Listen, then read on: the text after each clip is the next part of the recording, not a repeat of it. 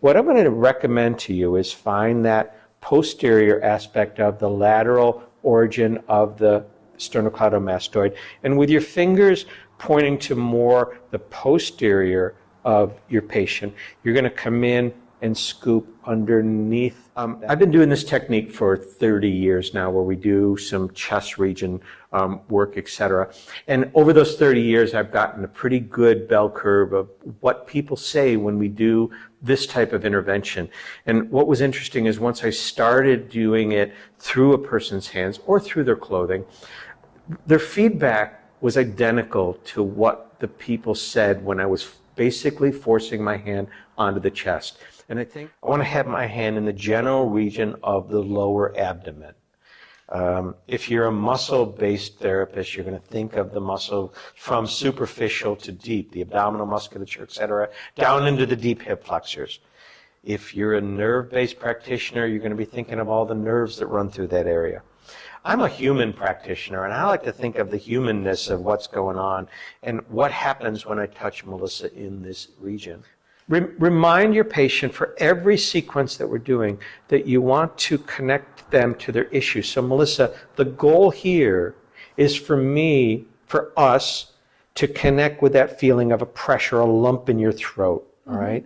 And what I want to do is see if we can connect with that. It could be that sense of how your reflux, how your GERD affects you in your throat or in this area.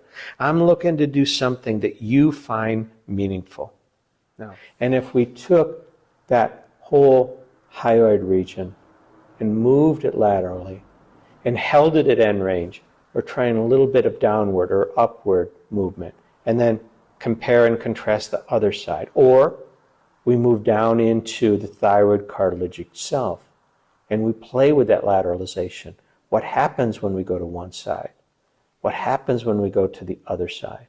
The line of force, the biomechanics and everything, that through the ulnar border of my hand, I can explore mid and mid-upper chest wall so much more efficiently than I can when I try it this way. All right, body mechanics, it doesn't work for me. It might work for you. In some models, including the one I originally learned in myofascial release, we always had to separate and spread. We always had to take the fascia up to its length and wait for it to release. The longer I do this work, the more I realize that that really isn't an accurate way to look at human anatomy and physiology. Meaning, I don't always have to have both hands engaged, and quite frequently, I might let go with one hand to across midline, and we're playing lateral.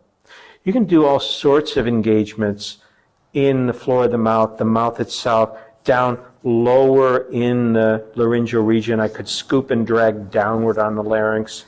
I've been doing more and more of this where I put a finger or a thumb inside the mouth. Now I could do that by itself and explore this whole area. There. I'm looking for tightness, thickness, grumpiness that I feel. But I'm looking for basically a thumbs up from my patient to say, yeah, that's that issue I was talking about. And we could work just purely from the inside like that, coming up almost underneath the zygoma. We can't obviously get under there, but this whole area in here